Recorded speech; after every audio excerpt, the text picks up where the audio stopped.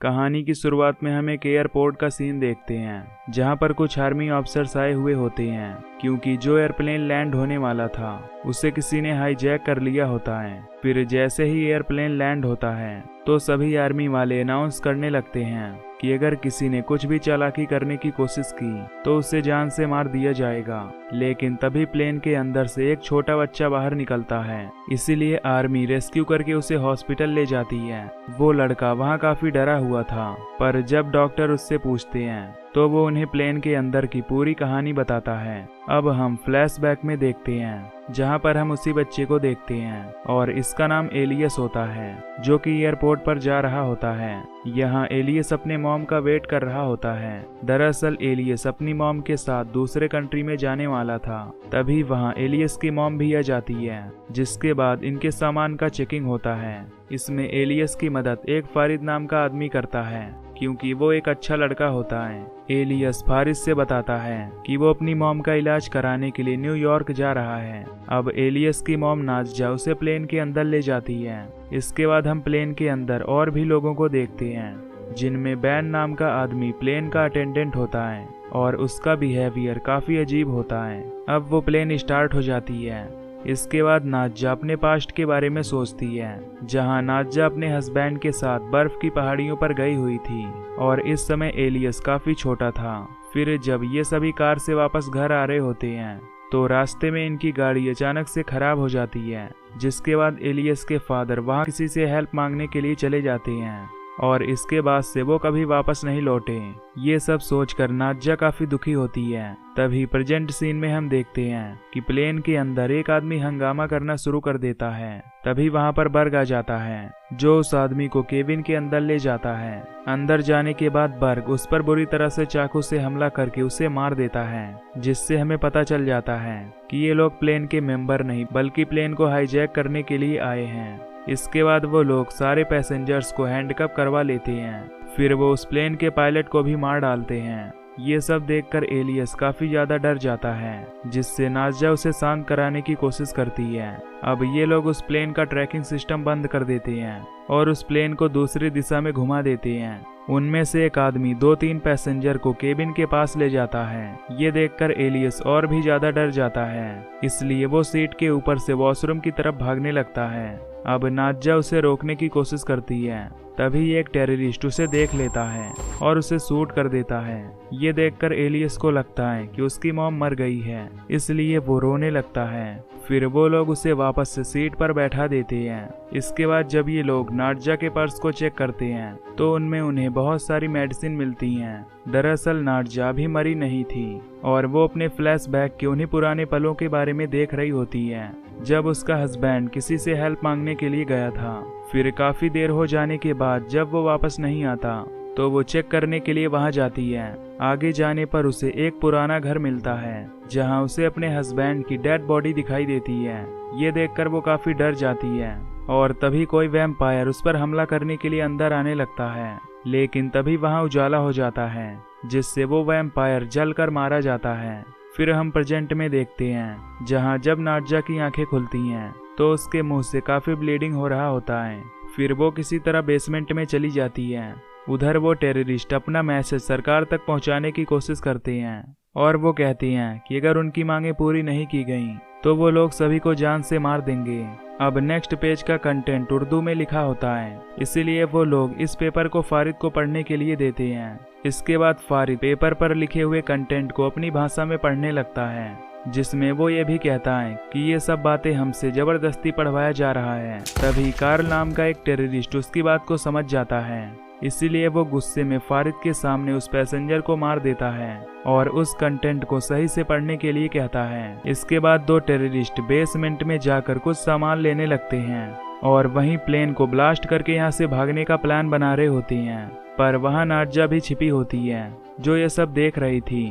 तभी वहाँ 2 डॉग भौंकने लगते हैं, जिसे चेक करने के लिए वो दोनों टेररिस्ट उस डॉग के पास जाने लगते हैं। फिर जब वो टेररिस्ट वहां पहुंचता है तो वो एकदम से घबरा जाता है क्योंकि अब नाज़िया भी वैम्पायर बन चुकी थी। और वो एक डॉग को मारकर उसका ब्लड पी रही थी। इसके बाद नाडजा उस टेररिस्ट पर अटैक करके उसे मार देती है और वहाँ सब कुछ बदल सा देती है ताकि बाकी के टेररिस्ट को लगे कि ये सब डॉग ने किया है। इसलिए वो उस डॉग का पिंजरा खोलकर अपनी मेडिसिन लेने लगती है ताकि वो वापस से इंसान बन सके। लेकिन तभी वहाँ बाकी के टेररिस्ट भी आ जाते हैं। वहीं नाडजा पूरा मेडिसिन लिए बगैर ही जल्दी से वॉशरूम में जाकर छिप जाती है।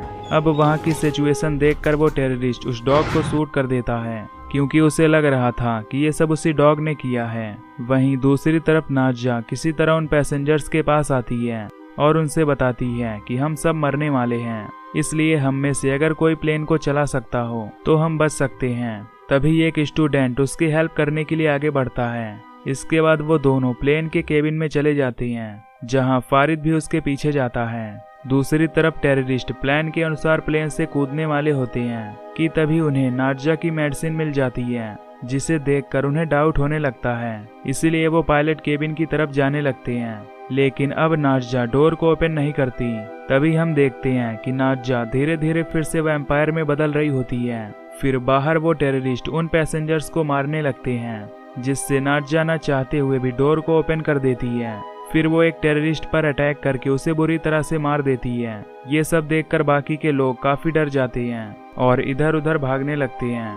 एलियस भी डर कर डोर को ओपन नहीं करता, इसीलिए नाडजा खुद को वॉशरूम में बंद कर लेती है ताकि वो किसी को भी नुकसान ना पहुंचाए। उधर बर्ग को नाडजा की डायरी मिल जाती है, जिसे पढ़ने से उसे पता चल जाता है कि नाडजा एक वैम्पायर है। ये सब बातें वो अपने बाकी के साथियों को बताता है, लेकिन कोई भी उसकी बातों पर यकीन नहीं करता। इधर वॉशरूम में नाडजा खुद को वहीं पर इंजेक्शन लगाती है ताकि वो फिर से नॉर्मल हो सके।